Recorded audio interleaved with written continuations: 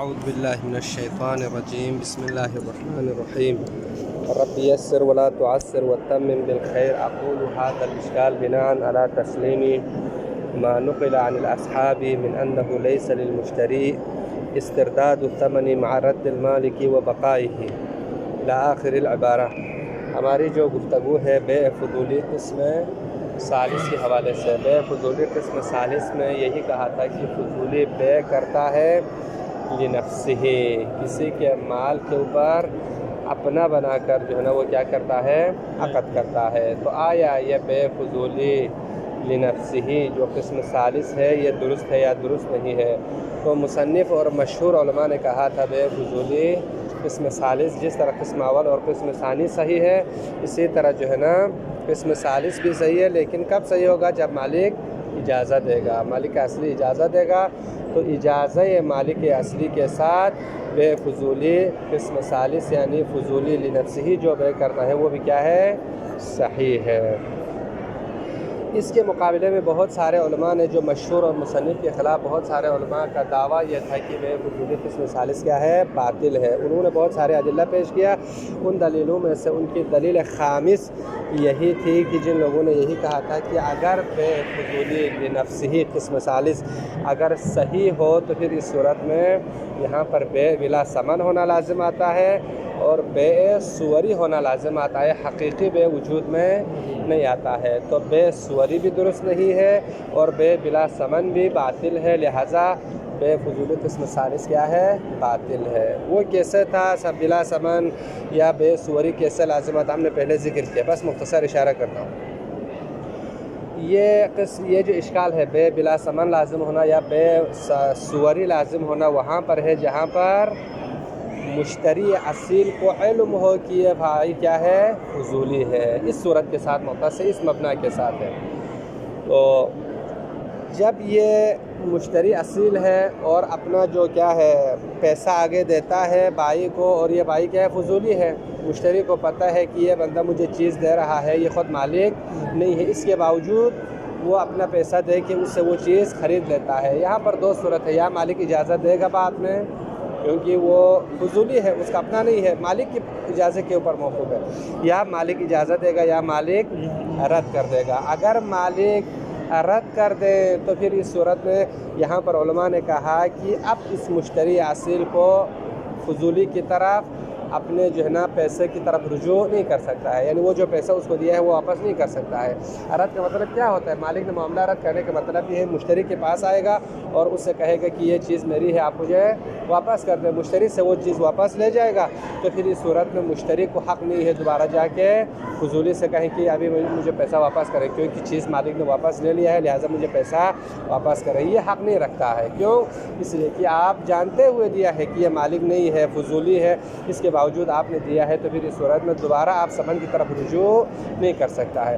تو یہ جو رجوع نہ کر سکنا، بیع باطل ہونے کی صورت میں ثمن کی طرف مشتری کا رجوع نہ کر سکنا، یہی دلیل ہے کہ یہ حقیقی بیع نہیں ہے۔ اگر حقیقی بیع ہوتا تو کوئی شرائط مفقود ہونے کی وجہ سے یا مثلا کسی نہ کسی طریقے سے بیع فسخ ہو جائے تو ہر مالک کی طرف اپنا مثلا بائی کی طرف جو ہے نا مثمن واپس چلا جائے گا، مشتری کی طرف ثمن واپس چلا جائے گا، اصل طریقہ یہ ہے۔ لیکن یہاں پر مشتری اپنے ثمن کی طرف رجوع نہیں کر سکتا ہے، ثمن مشتری کی طرف واپس نہیں آ رہا ہے، اس کا مطلب یہ ہے کہ یہ بیع صوری ہے، حقیقی بیع نہیں ہے۔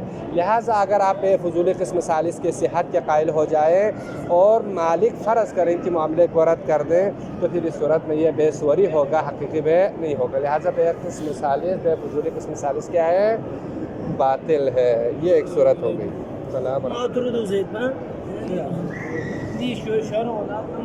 دوسری صورت یہاں پر ہم نے یہ کہا تھا، پہلے ہم نے ذکر کیا تھا، مالک کیا دیتا ہے؟ بیع کا اجازت دیتا ہے۔ مالک اجازت دینے کی صورت میں کیا ہوگا؟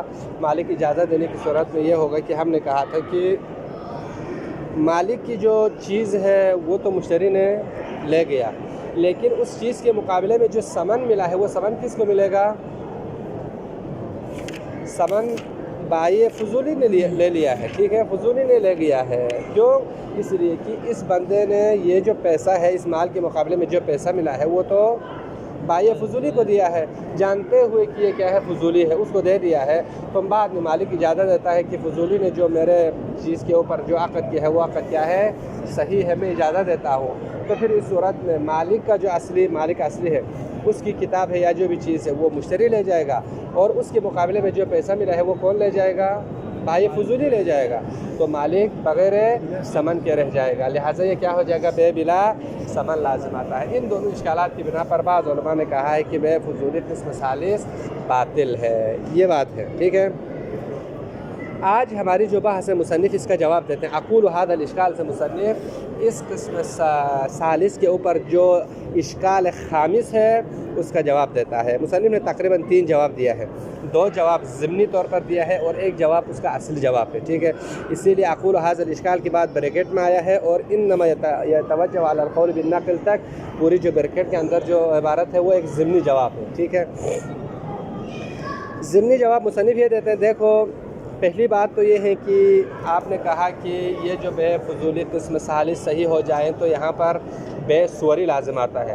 مشتری اصیل مالک معاملے کو رد کرنے کی صورت میں مشتری اصیل اپنے پیسے کی طرف رجوع نہیں کر سکتا ہے۔ مصنف فرماتے ہیں یہ آپ کا نظریہ ہے، ٹھیک ہے، یہ آپ کا نظریہ ہے، تو آپ کے لیے مبارک ہو۔ آپ کہتے ہیں کہ مثلا آپ کا مبنا یہ ہے کہ مشتری جانتے ہوئے کہ یہ فضولی ہے اور اس کے باوجود اپنا پیسہ اس کو دے کے وہاں سے مال لے لیں اور بعد میں مالک معاملے کو رد کر کے اپنی چیز واپس لے لیں، تو مشتری کو اپنے پیسے کی طرف رجوع کرنے کا حق نہیں ہے۔ یہ آپ کا نظریہ ہے، یہ متفق علیہ کوئی مسئلہ نہیں ہے۔ باقی علماء فرماتے ہیں رجوع کر سکتے ہیں۔ بھائی کیوں رجوع نہیں کر سکتا ہے؟ اس نے اس کو پیسہ مفت میں تو نہیں دیا ہے، اسی کتاب کے مقابلے میں یا جو چیز اس نے لی ہے اس کے مقابلے میں دیا ہے، وہ جب مالک نے رد کر دیا اور مالک نے واپس لیا ہے تو لابد وہ اپنے پیسے کی طرف رجوع کر سکتا ہے، کیوں رجوع نہیں کر سکتا ہے؟ لہٰذا آپ کا یہ کہنا کہ یہاں پر مشتری کے لیے اپنے مال یا اپنے جو ثمن ہے پیسے کی طرف رجوع نہیں کر سکتا ہے، لہٰذا بے صوری ہے، یہ درست نہیں ہے۔ مشتری رجوع کر سکتا ہے، جو رجوع نہیں کر سکتا ہے یہ فقط آپ کا نظریہ ہے، لہٰذا یہ ایک مبنا ہے آپ کے نزدیک باطل ہے۔ باقی علماء کہتے ہیں کہ یہ کوئی مسئلہ نہیں ہے، وہ رجوع کر سکتا ہے، یہ ایک بات۔ دوسرا یہاں پر مصنف جواب دے دیتے ہیں، دیکھو یہ جو آپ نے کہا نا کہ اس کو دے دیا ہے، مشتری کو دے دیا ہے اور وہ جو ہے نا مشتری اس چیز کا مالک بن گیا، رجوع نہیں کر سکتے۔ دوسرا اشکال یہ کیا تھا کہ اگر مالک اجازت دے دیں تو کیا ہوگا؟ بے بلا ثمن لازم آتا ہے۔ اجازت دینے کی صورت میں مشتری چیز کا مالک بنے گا اور پیسہ جو ہے نا بائع فضولی نے لے گیا ہے، مالک کے لیے کچھ بھی نہیں ملا، بے بلا ثمن لازم آتا ہے۔ یہ ہم نے پہلے کیا ہے ذکر کیا تھا۔ اس سے پہلے ایک نقطہ وہ یہ ہے کہ دوسری بات یہ ہے کہ آپ نے کہا کہ مشتری کو اپنے پیسے کی طرف رجوع کرنے کا حق نہیں ہے۔ یہ مصنف فرماتے ہیں ہمارے پاس جو ہے نا تسلیت کے 3 طریقے ہیں۔ تسلیت کا مطلب کیا ہے؟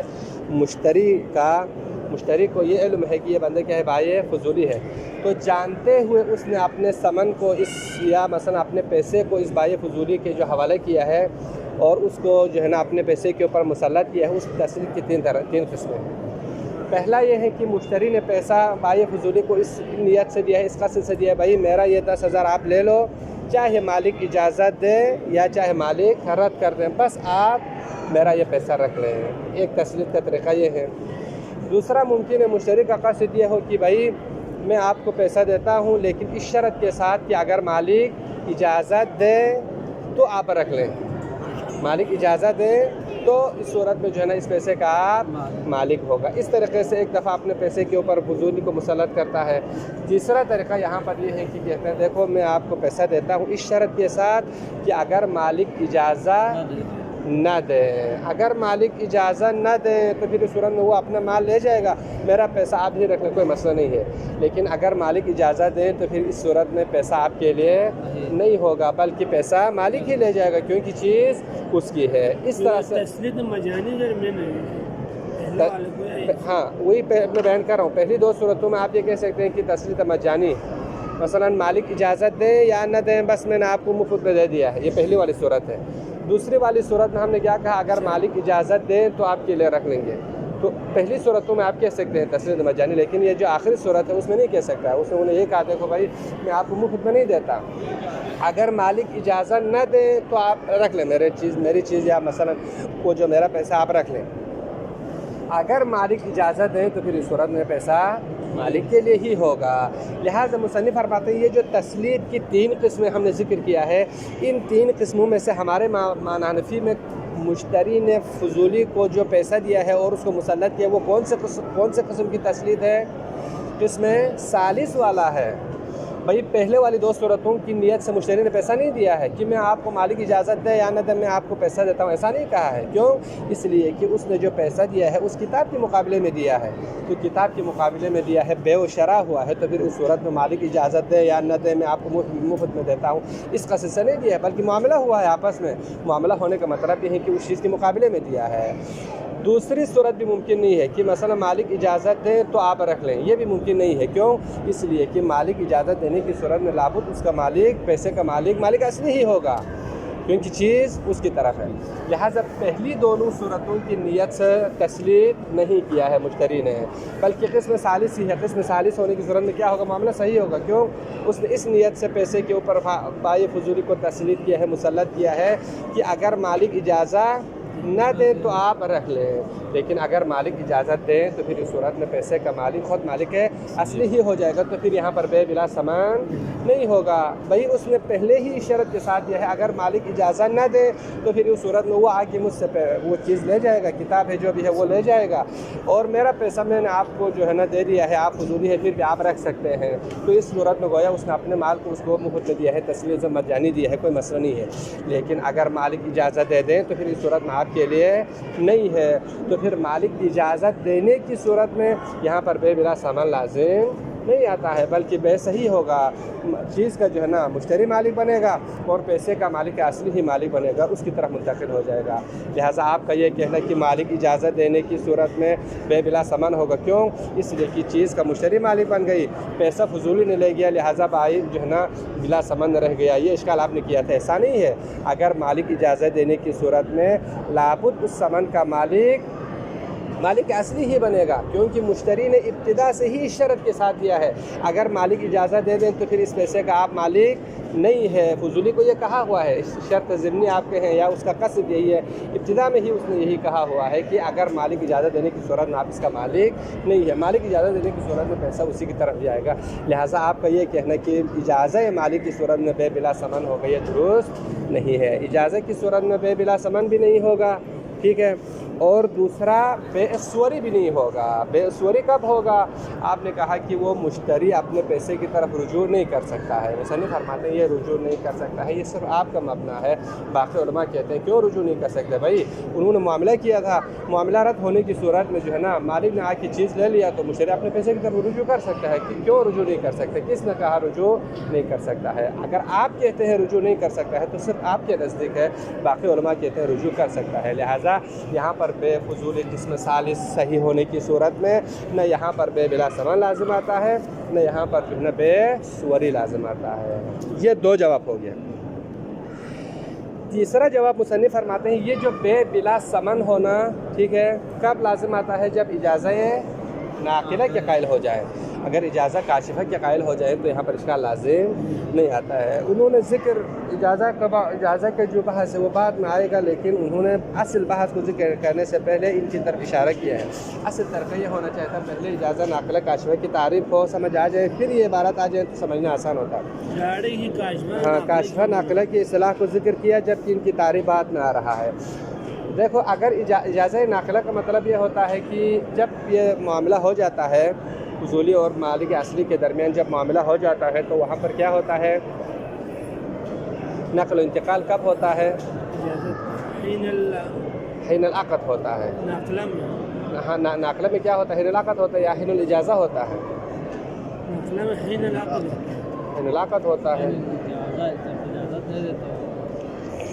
ناقلہ میں حین الاجازہ ہوتا ہے، ٹھیک ہے۔ کاشفہ میں ہمیں کشف کب ہوتا ہے؟ اجازہ آنے کے بعد ہمیں کشف، اور ہمارے لیے علم کب ہوتا ہے؟ نقل و انتقال اجازت کے بعد ہوتا ہے، لیکن حقیقت میں نقل و انتقال حین العقد ہوتا ہے، لیکن اجازت مالک آنے کے بعد ہمیں کشف ہوتا ہے، ہمیں معلوم ہوتا ہے، ٹھیک ہے۔ ہاں، بے جو ہے نا کب نقل و انتقال ہوا ہے؟ حین العقد نقل و انتقال ہو چکا تھا، لیکن ہمیں معلوم نہیں تھا، جس دن مالک اجازت دیتا ہے اسی دن ہمیں کشف ہوتا ہے کہ نقل و انتقال حین العقد ہو چکا ہے۔ مثلا فرض کرتے ہیں اجازہ ناقلہ مثلا کیا ہوتا ہے؟ مثلا ہم فرض کرتے ہیں کہ مثلا یہ جو مالک نے مثلا فضولی اور جو ہے نا مالک مشتری، فضولی اور مشتری نے کسی کے مال کے اوپر کیا ہوا؟ عقد کر دیا. ان دونوں نے فضولی نے عقد کر دیا. مثلا ہم فرض کرتے ہیں کہ مہینے کی یکم تاریخ کو اس نے عقد کر دیا، مالک نے اجازت دے دیا 5 تاریخ کو. ٹھیک ہے، فرض کرتے ہیں. یہاں پر 2 صورتیں ہیں. مالک نے جو اجازت دی اس عقد کے 5 تاریخ کو، تو یہاں پر 2 صورتیں ہیں. یہ اجازہ یا کاشفہ ہو سکتا ہے یا ناقلہ ہو سکتا ہے. اگر ہم کہیں کہ اجازہ ناقلہ ہے تو پھر اس صورت میں کیا ہوگا؟ اجازہ ناقلہ ہونے کا مطلب کیا ہے؟ ناقلہ ہونے کا مطلب یہ ہے کہ مالک 5 تاریخ کو جب اس نے اجازت دے دیا ہے، 5 تاریخ کو اجازت دینے کا مطلب یہ ہے کہ اس سامان کا جو مالک کے مال کے اوپر جو ہے نا معاملہ ہو کہ جو پیسے کا مالک بنا ہے، کب مالک اس کا مالک بنے گا؟ اسے 5 تاریخ کو ہی بنے گا. 5 تاریخ کو ہی اس پیسہ یعنی جو مالک کے مال کے مقابلے میں ہے، وہ جو پیسہ جو ملا ہے سامان مالک کی ملکیت میں منتقل ہوگا. اس کو کہتے ہیں اجازہ ناقلہ. یعنی ناقلہ کا مطلب یہ ہے کہ یہ دو مالک کے مال کے اوپر جو معاملہ ہوا ہے، مالک جب اجازت دیتا ہے تو سامان اور مسمان ان دونوں مالک اور جو ہے نا مشتری ہیں، ان دونوں کے ہاں نقل انتقال کب ہوتا ہے؟ 5 تاریخ کو ہی، یعنی حین الاجازہ. جس دن مالک راضی ہو کے کہتے ہیں بھائی 5 تاریخ کو کہ مجھے پتہ چلا آج میری فلان کتاب کے اوپر فلان بندے نے معاملہ کیا ہے، میں اس کا اجازت دیتا ہوں، تو اسی 5 تاریخ کو اس 10,000 کا مالک اصلی کی طرف منتقل ہوگا اور کتاب کا یہ مشتری مالک بنے گا. اس کو کہتے ہیں اجازہ ناقلہ. اس کا برعکس اجازہ کاشفہ. اجازہ کاشفہ میں کیا ہوتا ہے؟ مالک نے 5 تاریخ کو اجازت دیا، تو 5 تاریخ کو ہمیں کشف ہوا ہے، ہمیں معلوم ہوا ہے کہ یہ جو فلان کے مال کے اوپر فلان نے عقد کیا ہے اور نقل و انتقال ہو چکا ہے. کشف ہمیں 5 تاریخ کو ہوتا ہے، حقیقت میں ایک دوسرے کے ہاں نقل و انتقال یکم تاریخ سے ہی ہوا ہے. حین العقد جس وقت فضولی اور مالک اصلی نے معاملہ کیا تھا ان مال کے اوپر، تو نقل و انتقال اسی وقت ہو چکا ہے. اسی وقت مالک اصلی مثلا اس 10,000 کا مالک بن چکا ہے، لیکن آج 5 تاریخ کو مالک کی اجازت آنے سے ہمیں کشف ہوا ہے. لہٰذا اس دونوں کی تعریف مزید جو ہے نا ان کی تفصیلی جو تعریف ہے وہ بعد میں آ جائے گا. اس کے علاوہ ایک اور یعنی اجازت کی ایک اور قسم ہے کشف حکمی ہے. کشف کیا ہے وہ آ جائے گا، بعد میں آ جائے گا.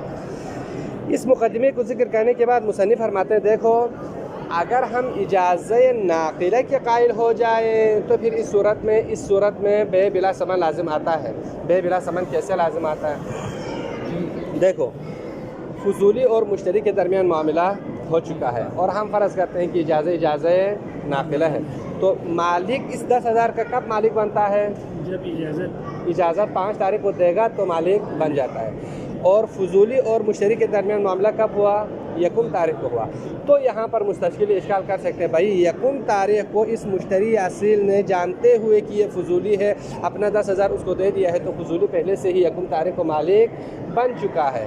مالک 5 تاریخ کو اجازت دے کر مالک 5 تاریخ کو اس کے اوپر مالک بن رہا ہے. بھائی یکم تاریخ کو اس کی ملکیت میں چلی گئی ہے آپ کے 10,000 کا 10,000 جو مشتری نے دیا تھا وہ تو یکم تاریخ کو ہی فضولی مالک بن چکا ہے. لہٰذا مالک اگر 5 تاریخ کو اجازت دے دیں تو پھر اس کتاب کے مقابلے میں کس پیسہ اس کی ملکیت میں چلے گا؟ مالک کسی پیسے کا کوئی مالک نہیں رہے گا. مالک کے لیے کوئی پیسہ نہیں ہے، اس کے لیے کوئی جو ہے نا سامان باقی نہیں رہے گا. لہٰذا اس صورت میں بے بلا سامان لازم آتا ہے. واضح ہوا نہیں ہوا؟ ماننے کی صورت میں ہاں اجازت ناقلہ ماننے کی صورت میں اگر اجازہ ناقلہ ہو تو حقیقت میں تو یہ مالک نہیں ہے، لیکن مال تو اس سے نقل ہوا ہے، لیکن اجازت 5 کو تو 5 تک یہ جو ہے ہاں 5 کو اجازت آتی ہے. تو جب اجازہ آنے کی صورت میں مالک جو ہے نا اس پیسے کے ہمارا جو مفروضہ یہی ہے کہ مشتری اصیل ہے اور بائی فضولی ہے. ٹھیک ہے، تو مالک جو ہے نا فضولی نے مالک کے جو مال معاملہ کیا ہے، فضولی اس 10,000 کا عفن مالک اصلی اس 10,000 کا مالک کب بنے گا؟ 5 تاریخ کو بنے گا، کیونکہ اس نے اجازت دینا ہے 5 تاریخ کو. لیکن اس سے پہلے یکم تاریخ کو اس نے فضولی کو دے دیا ہے. جانتے ہوئے کہ یہ فضولی ہے، اور فضولی مالک بن چکا ہے۔ بھائی یہ جو 10,000 اس کتاب کے مقابلے میں تھا وہ تو یکم تاریخ کو فضولی نے لے گیا ہے، آپ 5 تاریخ کو اجازت دیں تو پھر اس صورت میں آپ کے لیے کوئی یہاں پر سامان نہیں ہے، مشتری کے لیے مالک اصلی کے لیے کوئی سامان نہیں ہے۔ اس صورت میں مالک اگر اجازت دینے کی صورت میں بے بلا سامان لازم آتا ہے، کیونکہ پیسہ پہلے فضولی نے لے گیا ہے، اس کی سبب ملک پہلے ہیں اور آپ جو مالک اصلی ہے اس کا بعد میں ہے، لہٰذا وہ پہلے سے ہی اس نے پیسہ لے گیا ہے، اب آپ کے لیے کوئی پیسہ نہیں ہے، بے بلا سامان لازم آتا ہے۔ لیکن اگر ہم کہیں کہ اجازت کاشفہ ہے، کاشفہ ہونے کی صورت میں یہاں پر یعنی بے بلا سامان لازم نہیں آتا ہے۔ کیوں؟ جب مشتری اور کیا ہے بائی فضولی کے درمیان کیا ہے بیتو و اشتریتو کہہ دیتا ہے، یہ دونوں جب یعنی عقد کر لیتے ہیں تو عقد کرتے ہی کیا ہو جائے گا، کیونکہ ہم نے کہا نا اجازت کاشفہ کا مطلب کیا ہے، حین العقد، جب یہ دونوں بیتو اشتریتو کہہ دیتا ہے تو حقیقت میں پیسہ مالک اصلی کی ملکیت میں چلا جائے گا اور اس کی کتاب مشتری کی ملکیت میں آ جائیں گے۔ تو جب وہ بیتو اشتریتو کہہ دیتا ہے تو پھر اس صورت میں مثلا فرض کرتے ہیں، مثلا بائی فضولی نے کہا بیتو، مشتری اصلی نے کیا کہا، اشتریتو کہا۔ جب بیتو اشتریتو کہتے ہی اس 10,000 کا مالک کون بنے گا، مالک اصلی بن جائے گا۔ کیوں؟ اجازت کاشفہ کا مطلب کیا ہوتا ہے، حین العقد، ایک دوسرے کے ہاں نقل و انتقال ہو جاتا ہے۔ تو جب بیتو اشتریتو کہہ دیتا ہے تو اسی وقت ہی اس پیسے کا مالک اصلی مالک بن جاتا ہے۔ اب بیتو اشتریتو کہنے کے بعد 5-10 منٹ کے بعد یہ مشتری پیسہ لے جا کے کس کو دیتا ہے، فضولی کو دیتا ہے۔ تو یہاں پر کس کی سبب ملک مقدم ہے، مالک اصلی کی ہے یا فضولی کی ہے؟ مالک اصلی کی ہے۔ کیوں؟ بیتو اشتریتو پہلے ہے، بیتو اشتریتو کہنے کے بعد عقد تمام ہونے کے بعد 5-10 منٹ کے بعد وہ ادھر سے پیسہ دیتا ہے، وہ وہاں سے کتاب دیتے ہیں، نقل و انتقال ہوتا ہے۔ تو نقل و انتقال فضولی اور مشتری کے بعد میں ہے، اور ان کا یہ کیا ہے، بیتو اشتریتو کیا ہے، پہلے ہے۔ تو مالک اصلی بیتو اشتریتو کے ذریعے سے ہی پہلے 10,000 کا مالک پہلے بن چکا ہے، نقل و انتقال یا قبض و اقباض فضولی اور مشتری کے درمیان بعد میں ہوا ہے۔ لہٰذا اس صورت میں یہاں پر جو ہے نا پیسے کا مالک پہلے مالک اصلی ہی بن چکا ہے، مالک بعد میں اجازت دینے کی صورت میں اسی 10,000 کا خود مالک ہی مالک بن جائے گا۔ اب یہاں پر جو ہے نا فضولی کو نہیں ملے گا، کیوں؟ اس لیے کہ اس کے سبب ملک مؤخر ہے۔ لہٰذا مصنف فرماتے ہیں اگر ہم اجازت کاشفہ کے قائل ہو جائے تو یہاں پر بے بلا سامان لازم نہیں آتا ہے، بلکہ مالک اصلی کو اپنا سامان مل جائے گا۔ ٹھیک ہے، باقی کوئی بات نہیں ہے یہاں پر، باقی ایک اشارہ کر اقول هذا الاشکال۔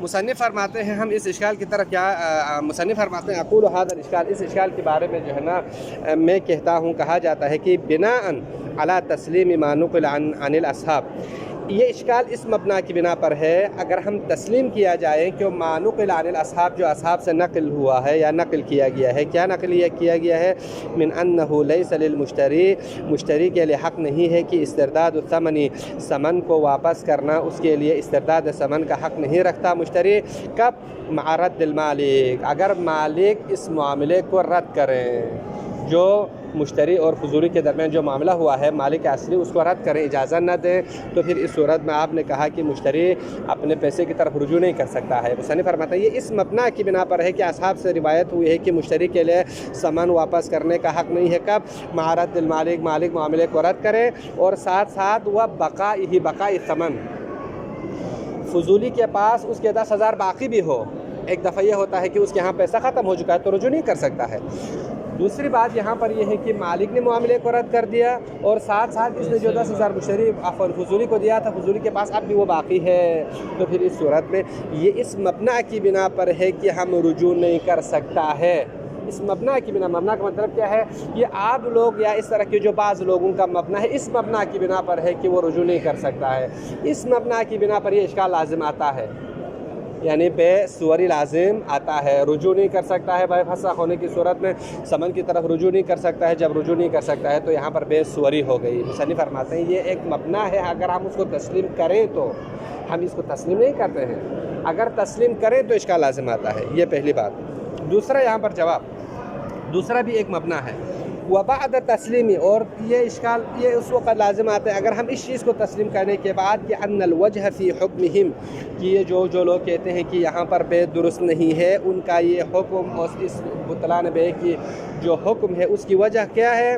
ذالک کا مطلب کیا ہے؟ انہوں نے کیا کہا تھا کہ مشتری کے لیے ثمن جو ہے نا رد نہیں کر سکتا ہے، یعنی عدم استرداد ثمن للمشتری، مشتری مالک رد کرنے کی صورت میں اپنے پیسے کی طرف رجوع نہیں کر سکتی. یہ دوسرا بھی اسی سے مربوط ہے، ٹھیک ہے، رجوع نہیں کر سکتا ہے. علماء کا یہ کہنا، یہ حکم جاری کرنا کہ مالک رد کرنے کی صورت میں مشتری اپنے ثمن کی طرف رجوع نہیں کر سکتا ہے، یہ کب ہے؟ اگر یہ مبنا ہو. کون سا؟ وہ مطلق التسلیط علی تقدیری الرد والاجازہ، اگر مشتری نے اس فرض کی بنا پر دیا ہو یا اس قصد سے دیا ہو بائی فضولی کو، چاہے مالک رد کرے یا چاہے مالک اجازت دے دے، مطلق التسلیط میں نے آپ کو مفت میں ہی دیا ہے، اگر اس نیت سے دیا ہے تو پھر اس صورت میں بعد میں مالک رد کرنے کی صورت میں وہ مشتری رجوع کا حق نہیں رکھتا ہے. کیوں؟ اس لیے کہ اس نے پہلے ہی بلا شرط دیا ہے، چاہے مالک اجازت دے یا مالک اجازت نہ دے، رد کرے یا اجازت دے، میں آپ کو مطلقہ اس 10,000 آپ کو دے دیتا ہوں. اس صورت میں اگر جو ہے نا بعد میں مالک معاملے کو رد کریں تو مشتری اپنے ثمن کی طرف رجوع نہیں کر سکتا ہے. ٹھیک ہے، یہ ایک صورت ہے. لا، اس صورت کی صورت میں نہیں. للتسلیط المراعى بعدم اجازت البيع، اس صورت میں یا اس تسلیط کی صورت میں جہاں پر مشتری نے اس شرط کے ساتھ دیا ہو، تسلیط اس عنوان کے ساتھ دیا ہو کہ المراعى، جس تسلیط میں اس چیز کا رعایت کی گئی ہو کہ بعدم اجازت یعنی شرط رکھی ہوئی ہے، مراعى رعایت کی ہو، آپ یہ کہہ سکتے ہیں، یا شرط بھی کہہ سکتے ہیں، اس چیز کا یعنی ملحوظ نظر رکھا ہو، اس طرح آپ اپنے تعبیر استعمال کر سکتے ہیں. اس تسلیط کی صورت میں یہاں پر بے بلا ثمن لازم نہیں آتے. کون سا تسلیط؟ المراعى، جس میں اس چیز کی رعایت کی گئی ہو یا اس چیز کی شرط رکھی گئی ہو بعدم اجازت البيع، یعنی مالک اگر مجھے بعدم اجازت البيع مطلب کیا ہے؟ مشتری نے اس نیت سے 10,000 اس کو دیا ہے، اگر مالک اجازت نہ دے تو پھر اس صورت میں آپ کو جو ہے نا یہ 10,000 دے دیتا ہوں، آپ اس کا مالک ہے. لیکن اگر مالک اجازت دے تو پھر آپ مالک نہیں رہے گا. اس صورت میں اگر اس قصد کے ساتھ دیا ہو تو پھر اس صورت میں بعد میں مالک رد کرنے کی صورت میں بے بلا ثمن لازم نہیں آتے. کیوں؟ اس لیے کہ اس نے اس شرط کے ساتھ دیا ہے کہ بھائی آپ کب مالک بنے گا اس 10,000 کا؟ اس وقت مالک بنے گا بعدم اجازت البيع، اگر مالک بے کا اجازت نہ دے تو پھر اس صورت میں وہ اپنا مال لے کے جائے گا، پیسہ میرا ہوگا اور میں آپ کو مفت میں دے دیا، آپ مالک ہے. ٹھیک ہے، لیکن ایک دفعہ کیا اس صورت میں کیا ہے؟ یہاں پہ بے بلا ثمن لازم نہیں آتا. کیوں؟ اگر مالک اجازت دے دے تو پھر اس صورت میں پیسہ خود وہی مالک ہی لے جائے گا. کیوں؟ اس نے پہلے ہی شرط رکھی ہے بھائی مالک اجازت نہ دے تو آپ مالک ہوگا، اگر مالک اجازت دے تو پھر اس صورت میں وہ مالک ہی مالک بن جائے گا. اس صورت میں یہاں پر بے بلا ثمن لازم نہیں آتا ہے. جبکہ ہمارے معنی میں مطلق تسلیط نہیں ہے. کیوں؟ اس نے جو آگے 10,000 دیا ہے اس کو ایسے میں نہیں دیا ہے بلکہ بے و شرع ہوئے ان کے درمیان، تو وہاں پر مطلق تسلیط قصد نہیں ہے بلکہ ہمارا قصد یہی والا ہے کہ اس نے اس کو 10,000 اس لیے مسلط کیا ہے کہ اگر مالک اجازت دے تو پھر اس صورت میں مالک ہی لے جائے گا، اگر مالک اجازت نہیں دے تو میں آپ کو تسلیط کرتا ہوں. تو اگر مالک بعد میں اجازت دے تو پھر اس صورت میں یہاں پر بے بلا ثمن لازم نہیں آتا ہے. ٹھیک ہے، لہٰذا آپ کا یہ کہنا کہ بے بلا ثمن لازم آتا ہے یہ درست نہیں ہے.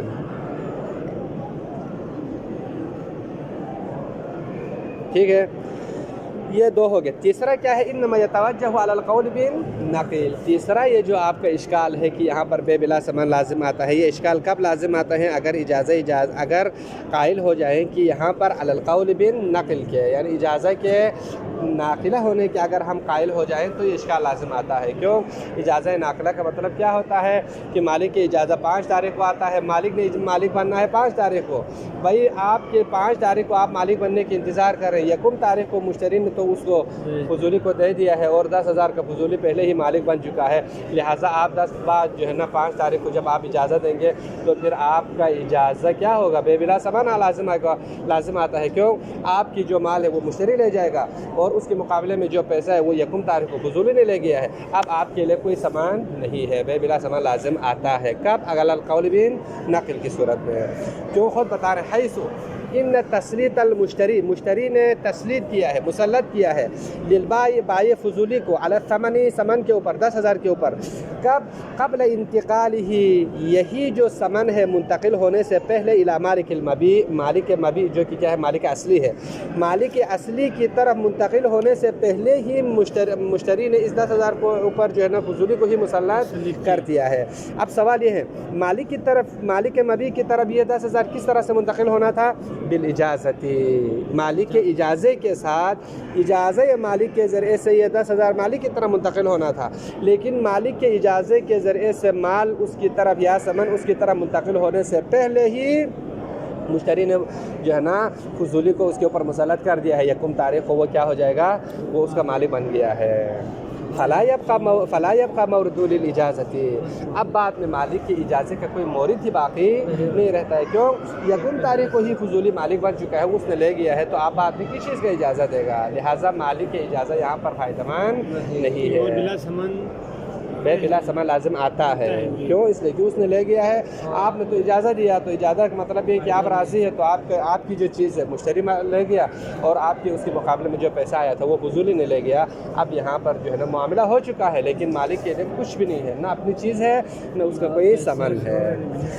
وَأَمَّا عَلَى الْقَوْلِ بِالْكَشْفِ، اب مصنف فرماتے ہیں یہ تھا انما يتوجه على القول بالنقل، یہ اشکال لازم آتا ہے۔ وَأَمَّا عَلَى الْقَوْلِ بِالْكَشْفِ، اگر ہم قائل با کشف ہو جائیں، اجازت کے کاشفہ ہونے کے قائل ہو جائیں، تو فلا يتوجه اشکال اصلاً یہاں پر اشکال لازم نہیں آتا ہے۔ توجہ الاشکال مروشن بے حساب یہاں ہاں قول بالنقل بدیا فلا يتوجه الاشکال اصلا ضرورت جی ہاں، انما يتوجه على القول بالنقل، يتوجه الاشکال على القول بالنقل، یہ لازم آتا ہے، بے بلا ثمن لازم آتا ہے، ہم نے پہلے کہا تھا یا ٹھیک ہے، لیکن اما علی القول بالکشف، اگر ہم کاشفہ کے قائل ہو جائیں تو فلا يتوجه اشکال اصلا یہاں پر جو ہے نا بے بلا ثمن والا اشکال لازم آتا ہی نہیں ہے، کیوں؟ لأن الرد کاشف عن کون تسلیط المشتری تسلیطا له على مال نفسه، ہم نے کہا تھا نا مالک کیا اجازت دے گا یا رد کر دے گا، اگر مالک رد کر دے تو کیا ہوگا؟ لأن الرد، مالک کہے کہ بھائی میرے مال کے اوپر جو معاملہ ہوا ہے میں اس پر راضی نہیں ہوں، اگر وہ رد کرے گا تو رد کیا کرے گا؟ لأن الرد کاشف، رد مالک یہ کشف کرے گا عن کون تسلیط المشتری، مشتری نے تسلیط کیا ہے تسلیطا لہو یعنی علی مال نفس، تسلیطا لہو یعنی للبائی الفضولی، بائی فضولی کو اپنے مال کے اوپر مفت میں، گویا اس نے اپنے مال کو اس کو مفت میں دے دیا ہے، یہ ہو جائے گا۔ یعنی دیکھیں معاملہ ہو گیا، مالک مواد نے رد کر دیا، رد کر کے مالک نے اپنی چیز واپس لے لیا، تو اس صورت میں کیا ہوگا؟ گویا مشتری نے اپنے 10,000 پہلے سے ہی جانتے ہوئے کہ یہ فضولی ہے دے دیا ہے، تو گویا اس نے اس کو مفت میں 10,000 دے دیا، مسئلہ ختم ہو گیا، یہ رد کی صورت میں ہے، ٹھیک ہے۔ اما والاجازت، اگر مشتری مالک اصلی رد نہیں کرتا بلکہ اجازت دیتا ہے، اجازت کی صورت میں کیا ہوگا؟ اجازت کی صورت میں والاجازت کاشفۃ، اگر اجازت دینے کی صورت میں اجازت یہ کشف کرتا ہے کہ عن کونہ تسلیطا لہ، عن کون المشتری تسلیطا لہ، مشتری نے اس بائی فضولی کو مسلط کیا ہے علی ما، ایک ایسے ثمن کے اوپر، یملکہ غیرہ، جس ثمن کے اوپر غیر مالک بن چکا ہے، کس کے ذریعے سے؟ بالعقد السابق، اس عقد کے ذریعے سے جو پہلے ہو چکا ہے، علی التسلیطی، اس تسلیط پر سابق ہے، الحاصل بالاقباض، جو قبض و اقباض کے ذریعے سے حاصل ہوتا ہے۔ کیا مطلب یہ ہے کہ اگر جو ہے نا مشتری اس 10,000 کو اجازت کاشفہ ہونے کی صورت میں اگر فضولی کو دے دیتا ہے تو کیا ہوگا؟ گویا یہ مشتری اس 10,000 کو جس کا مالک اصلی تھا، وہ عقد کے ذریعے سے پہلے جو بیعت و اشتراط کے ذریعے سے وہ اس 10,000 کا پہلے اصلی مالک بن چکا تھا، اب اس مال کو کسی ایسے بندے کے حوالے کر رہا ہے جو بعد میں مالک بن رہا ہے، ٹھیک ہے، یعنی مالک بننے کا مطلب جس کے سبب مالک بعد میں ہے۔ ابھی معاملہ ہو رہا ہے بائی اور فضولی کے درمیان میں، صحیح، تو یہاں پر جو ہے بائی اور فضولی کے نہیں، بائی فضولی اور مشتری اصل کے درمیان، بائی فضولی اور مشتری اصل کے درمیان میں یہ معاملہ ہو رہا ہے، تو جو مالک اصلی ہے یہ پہلے کس طرح سے مالک بنے ہو رہا ہے نا، کیونکہ مال کس کا ہے؟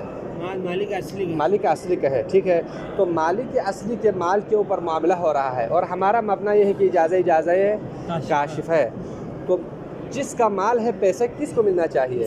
اسی کو ملنا چاہیے. اور اجازت کاشفہ بھی یہی کہتا ہے بھائی جس وقت بیتو اشتریتو ہوا ہے تو فلان بندے کے مال کے اوپر بیتو اشتریتو ہوا ہے تو مالک بعد میں اجازت دے گا. اور اجازت کاشفہ کا مطلب بھی یہی ہے کہ حین العقد نقل و انتقال ہوا ہے تو اس کی کتاب کے اوپر معاملہ ہوا ہے تو حین العقد اسی کا 10,000 وہی مالک ہی مالک بننا چاہیے. تو اس وجہ سے کہتے ہیں بیتو اور اشتریتو کے ذریعے سے مالک اصلی 10,000 کا مالک بن چکا ہے. بعد میں اگر مشتری فضولی کو دے دیتا ہے تو گویا مشتری نے ایک ایسے 10,000 جس کا مالک پہلے کوئی اور بن چکا تھا بیتو اشتریتو کے ذریعے سے وہ ابھی فضولی کے حوالے کر رہا ہے. کس کے ذریعے سے؟ قبض کے ذریعے سے جو بعد میں ہے. تو بیتو اشتریتو پہلے ہے قبض اقباض بعد میں ہے.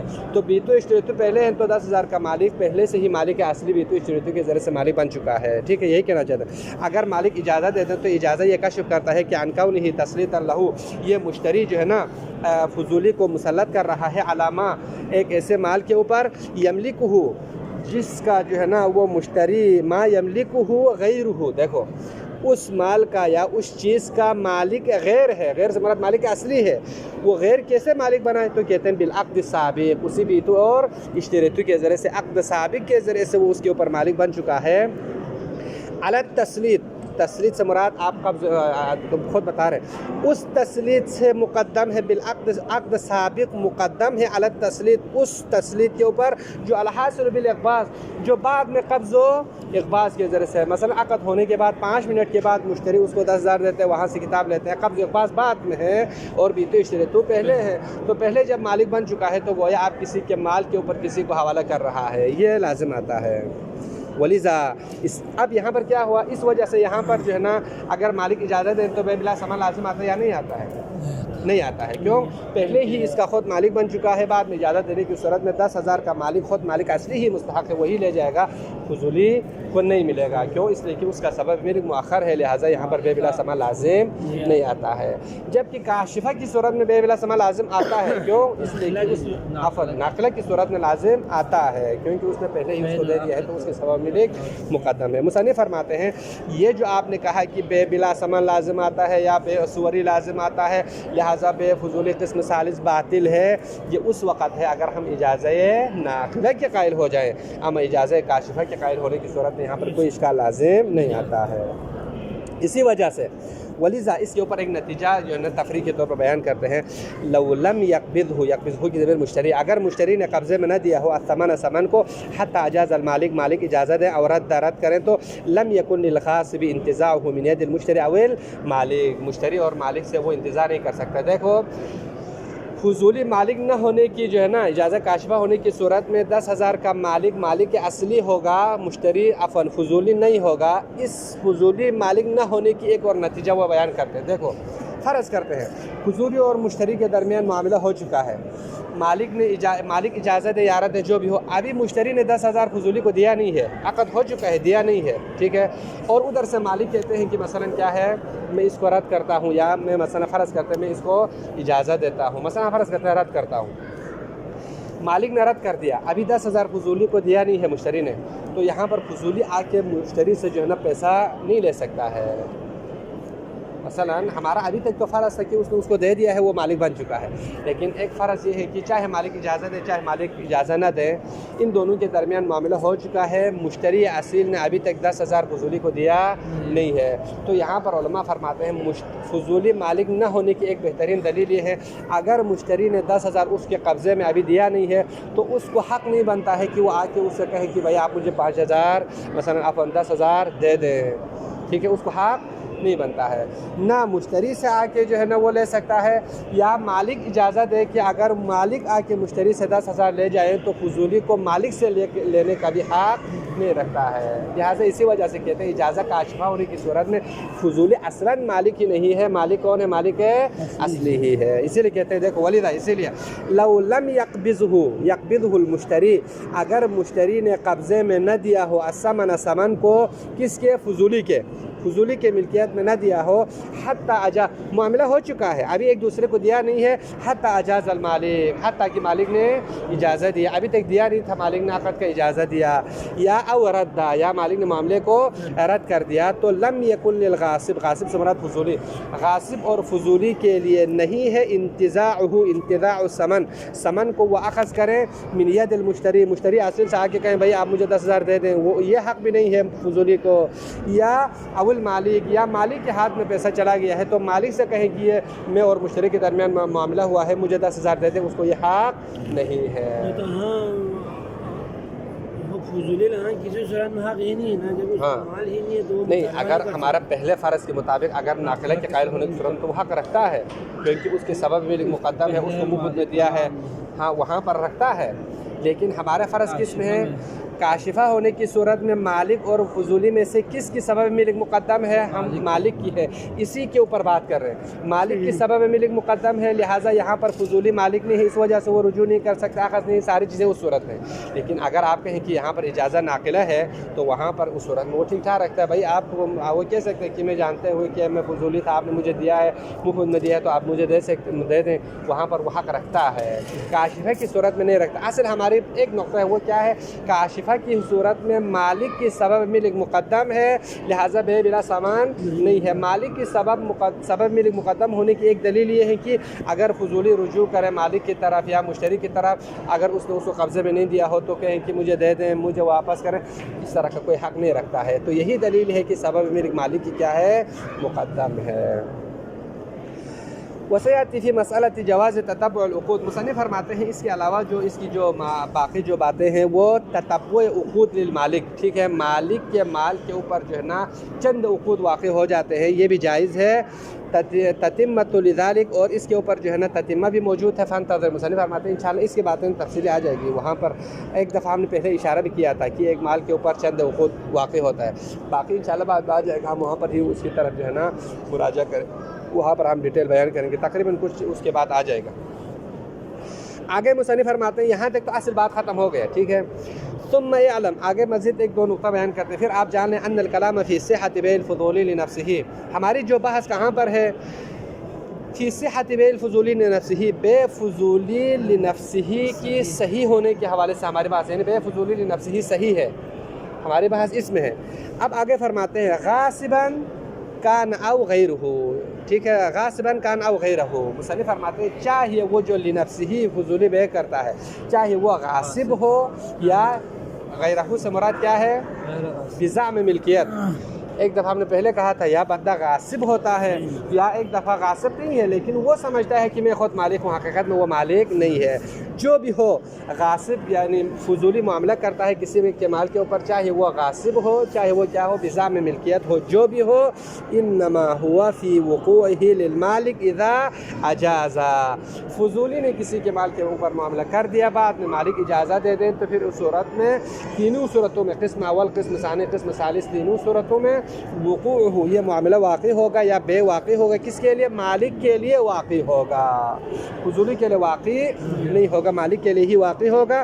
وَهُوَ الَّذِي، یہی وہ بات ہے، لم يفرق المشہور، مشہور علماء نے اس میں فرق نہیں پیدا کیا، بینہ سے مراد بین القسم الثالث، قسم ثالث جس میں بیع لنفسہ ہی ہو، فضولی نے چاہے بیع لنفسہ ہی کرے، یا وبین الفضولی البائع للمالک لا لنفسہ، یا وہ جو قسم اول اور قسم ثالث جس میں فضولی بیع کرے مالک کے لیے، چاہے سبق نہیں ہو یا سبق نہیں نہ ہو، لا لنفسہ ہی نہ ہو بلکہ للمالک کے لیے ہو، مشہور اور مصنف کے نزدیک کہتے ہیں کہ بعد میں اگر مالک اجازت دے دے تو معاملہ صحیح ہے، معاملہ مالک کے لیے واقع ہوگا، باطل نہیں ہے، یعنی مصنف اور مشہور اپنے نظریے کا ایک خلاصہ بیان کیا ہے۔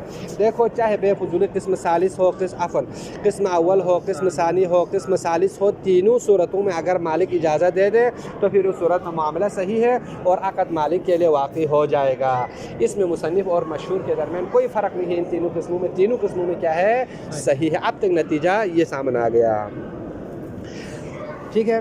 وَأَمَّا الْكَلَامُ فِي صِحَّةِ بَيْعِ الْفُضُولِ وَوُقُوعِهِ لِنَفْسِهِ، ایک اور قسم ہمارے پاس یہ ہے، ہم نے پہلے بھی اشارہ کیا تھا، مصنف فرماتے ہیں ہماری بحث جو ہے جو ابھی ہم نے بیان کیا اس میں ہے، لیکن ایک اور بحث ہے، وہ یہ ہے کیا ہے ایک دفعہ ایک انسان جو ہے نا کسی مال کے اوپر جو ہے نا وہ کیا ہے فضولتاً معاملہ کرتا ہے، ایک فضولی ہے کسی کے مال کے اوپر وہ معاملہ کرتا ہے فضولتاً، لیکن بعد میں کسی نہ کسی طریقے سے اس مال کا وہ فضولی خود مالک بن جاتا ہے، ٹھیک ہے۔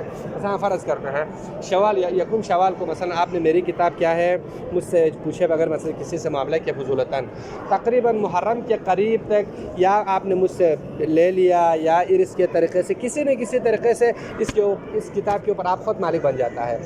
یکم شوال کو آپ نے اس کے اوپر معاملہ کیا ہے فضولتاً، اور مثلا یکم محرم کو کسی نہ کسی طریقے سے اس کتاب کا آپ خود مالک بن جاتا ہے، تو وہاں پر بحث ہے آیا یہاں جب آپ خود مالک بنا ہے تو آپ خود ابھی اجازت دے گا جو آپ نے پہلے یہ 5 مہینہ پہلے جو فضولتاً جس وقت آپ مالک نہیں تھا فضولتاً آپ نے اس مال کے اوپر معاملہ کیا ہے، ابھی آپ مالک بن چکا ہے، تو آپ کا اجازت صحیح ہے یا صحیح نہیں ہے اس سابقہ عقد کی نسبت سے کیا ہے؟ مصنف فرماتے ہیں وہاں پر بھی علماء کا نظر ہے۔ ہماری بحث وہ والا نہیں ہے کہ ایک فضولی کسی کے مال کے اوپر معاملہ کرے اور بعد میں خود مالک بن جائے اور خود اجازت دے دیں، عقد صحیح ہو جاتا ہے، وہ بعد میں آ جائے گا۔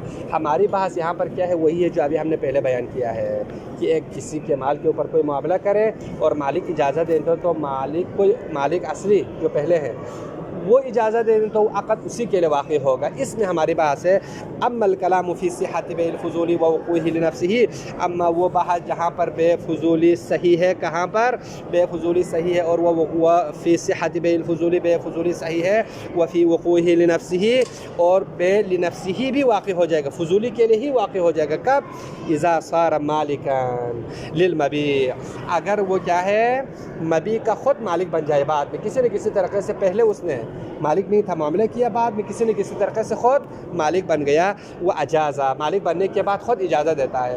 مثلا آپ کہتے ہیں کہ میں نے یکم شوال کو جو میں نے جس عقد کے اوپر یا جس کتاب کے اوپر میں نے معاملہ کیا تھا اس وقت میں مالک نہیں تھا، ابھی میں اس کتاب کا مالک بن چکا ہوں، اب میں اس کا اجازت دیتا ہوں، ٹھیک ہے۔ ہماری بحث اس میں نہیں، ابھی تک جتنے بھی ہم نے بحث کی ہے وہ یہ والی بحث نہیں ہے، ٹھیک ہے۔ اب آگے فرماتے ہیں سواء باع لنفسہ او مالک، اب اس میں کوئی فرق نہیں ہے کہ وہ جو یکم شوال کو آپ نے یہ اس کتاب کے اوپر معاملہ کیا تھا، چاہے آپ نے اپنا بنا کے بیع کیا ہو چاہے مالک کے لیے بیع کیا ہو، اس میں کوئی فرق نہیں ہے۔ فلا دخل له بما نحن فيه، ہمارے معنی نفی میں اس سے کوئی بحث یا کوئی دخل نہیں ہے۔ کیوں؟ لأن الکلام هنا ہمارے اس بحث میں فی وقوع البیع للمالک، معاملہ کوئی اور کرے اور بیع مالک کے لیے واقع ہوگا، اس میں ہماری بحث ہے، ٹھیک ہے۔ وہ ہنا کا سے مراد کیا ہے؟ یعنی یہ جو قسم ثانی جس میں ایک بندہ معاملہ کرتا ہے کسی کے مال کے اوپر، بعد میں خود مالک بن کے خود اجازت دیتا ہے، ہنا سے مراد یہ والی صورت ہے۔ دوسری صورت اس میں فی وقوعہ للعاقد، بیع کس کے لیے واقع ہوتا ہے؟ خود عاقد کے لیے واقع ہوتا ہے، اذا ملکا، جب بعد میں وہ خود مالک بن جاتا ہے۔ وہی فضولی فرق واضح ہوا نا۔ دیکھو ہماری قسم میں ہماری بحث میں کیا ہوگا، فضولی کسی کے لیے معاملہ کرتا ہے، فضولی معاملہ کرتا ہے، مالک اجازت دینے کی صورت میں عقد معاملہ کس کے لیے واقع ہوگا؟ خود مالک کے لیے واقع ہوگا۔ لیکن یہ جو قسم ثانی میں فضولی معاملہ کرے اور بعد میں خود مالک ہو جائے اور اجازت دے تو مالک کون بنے گا؟ خود عاقد ہی مالک بنے گا، خود فضولی بنے گا۔ ان دونوں کے درمیان بڑا فرق ہے۔ بس ومن هنا يعلم، اس سے ہمیں معلوم ہوتا ہے ان ما ذکرہ فی الریاض، علامہ سید طباطبائی نے جو ہے نا ایک بات ذکر کیا ہے کہ من ان بیع الفضول لنفسہ باطل، انہوں نے کہا ہے بے فضولی لنفسہ کیا ہے؟ باطل ہے۔ یہ جو قسم ثالث اس نے کہا ہے کہ علامہ سید ریاض نے کہا ہے کہ معاملہ سرے سے باطل ہے۔ کیوں؟ آگے بیان کرتے ہیں وَنَسَبَ إِلَى تَذْكِرَةِ النَّفْيَ الْخِلَافَ فِيهِ، اور کتاب تذکرہ کی طرف نسبت دی ہے، کس نے؟ سید طباطبائی نے خود نے بھی کہا ہے کہ بے فضولی لنفسہ قسم ثالث باطل ہے، اور اس بطلان کی نسبت کو علامہ کی طرف بھی دی ہے۔ علامہ نے بھی کتاب تذکرہ میں کہا ہے کہ بے فضولی قسم ثالث کیا ہے؟ باطل ہے، نفی الخلاف بھی، اس کے بطلان میں کوئی خلاف نہیں ہے۔ کوئی خلاف نہیں ہے کا مطلب کیا ہے؟ اس کے بطلان کے اوپر اجماع قائم ہے، یہ کہا ہے۔ مصنف فرماتے فی غیر محلہ، علامہ سید ریاض کی بات بھی درست نہیں ہے کہ بے فضولی لنفسہ باطل ہے، اور اس نے علامہ کی طرف جو کتاب تذکرہ میں جو اس کی طرف نسبت دی ہے، علامہ نے بھی کہا ہے کہ بے فضولی قسم ثالث باطل ہے اور اس کے اوپر اجماع ہے، یہ بھی درست نہیں ہے، غیر محل ہے۔ کیوں؟ اس لیے کہ مصنف فرماتے ہیں، دیکھو جواب یہاں پر عبارت میں ذکر نہیں ہے، مصنف نے ذکر کیا، دیکھو بھائی ہم نے جتنے بھی خود مصنف اور اس کے علاوہ مشہور علماء جتنے بھی مشہور علماء ہیں وہ سب کہتے ہیں بے فضولی قسم ثالث کیا ہے؟ صحیح ہے۔ اتنے سارے مصنف سمیت جتنے بھی مشہور علماء اس کی صحت کے قائل ہونے کے باوجود آپ اجماع کا کیسے دعویٰ کریں گے؟ نفی الخلاف کا آپ کیسے دعویٰ کر سکتے ہیں بھائی؟ اجماع اور نفی خلاف وہاں پر ہوتا ہے جہاں پر تمام علماء کسی ایک عصر کے تمام علماء کسی مسئلے کے اوپر متفق ہو تو اس کو ہم نفی خلاف کہتے ہیں، جبکہ آپ کے سامنے مشہور علماء مصنف سمیت سب کہتے ہیں صحیح ہے، اور آپ کے خلاف جتنے علماء موجود ہیں اس کے باوجود آپ یہاں پر نفی الخلاف اجماع کا دعویٰ کرتے ہیں۔ آپ کے اس اجماع کو کہاں سے آپ نے اجماع کا دعویٰ کرے؟ بہت سارے علماء آپ کے مخالف ہیں، آپ کہتے ہیں اس کے بطلان میں اجماع ہے، جبکہ آپ کے مقابلے میں بہت سارے علماء مصنف اور جتنے بھی لوگ ہیں وہ کہتے ہیں کیا ہے؟ صحیح ہے۔ لہٰذا آپ کے جو اجماع کی کوئی حیثیت نہیں ہے کہ یہ بے قسم ثالث باطل ہے، نفی خلاف ہے، غیر محال ہے، نفی خلاف اور اجماع یہاں پر ثابت نہیں ہے۔ اللہ مصنف فرماتے ہیں مگر یہ جو صاحب ریاض اور علامہ کی بات یرید ما ذکرناہ، یہ ما ذکرناہ والا ہوگا۔ ما ذکرناہ سے مراد یہ قسم ثالث قسم کیا ہے؟ یہ جو دوسری بات ہم نے یہ نہیں کہا تھا کہ ایک دفعہ فضولی کسی کے مال کا معاملہ کریں بعد میں خود مالک بن کے اجازت، یہ والی صورت ہو سکتا ہے۔ ہم نے یہاں پر دو شک بیان کیا تھا نا، بے فضولی کی ایک بحث جو ابھی تک ہم بات کر رہے ہیں کہ ایک شخص کسی کے مال کے اوپر معاملہ کریں بعد میں مالک اجازت دے دیں تو مالک عقد خود مالک کے لیے واقع ہوگا، یہ ایک صورت ہے۔ ایک صورت یہ ہے کہ ایک دفعہ فضولی کسی کے مال کے اوپر معاملہ کرے بعد میں خود مالک بن جائے اور خود اجازت دے دے تو اب معاملہ کس کے لیے واقع ہوگا؟ خود عاقد اور فضولی کے لیے ہی واقع ہوگا۔ مصنف فرماتے ہیں یہ جو سید ریاض اور علامہ نے جو نفی خلاف کی بات کی ہے یہ قسم دوم والے کی ہے، یعنی کون سی بات؟ جہاں پر فضولی اپنے مال کے اوپر معاملہ کرے کسی کے مال کے اوپر بعد میں خود مالک بن کے اجازت دے دیں تو اس کے بطلان کے اوپر انہوں نے اجماع کا دعویٰ کیا ہے، نہ کہ ہماری جو بحث جو پہلی والی صورت، ٹھیک ہے، معاملہ فضولی کے لیے کریں اور بعد میں معاملہ مالک فضولی معاملہ کریں بعد میں مالک اجازت دے دیں تو معاملہ مالک کے لیے ہی واقع ہوگا، اس کے بطلان کے اوپر انہوں نے بات نہیں کی ہے، بلکہ اس فضولی کے بطلان کے اوپر بات کی ہے جہاں پر فضولی معاملہ کریں بعد میں خود مالک بن جائیں اور خود اجازت دے دیں تو یہ لوگ کہتے ہیں کہ وہ کیا ہے؟ باطل ہے، اس کی بات ہو رہی ہے۔ واضح ہوا نہیں ہوا؟ یہ بات واضح ہو گئی نا؟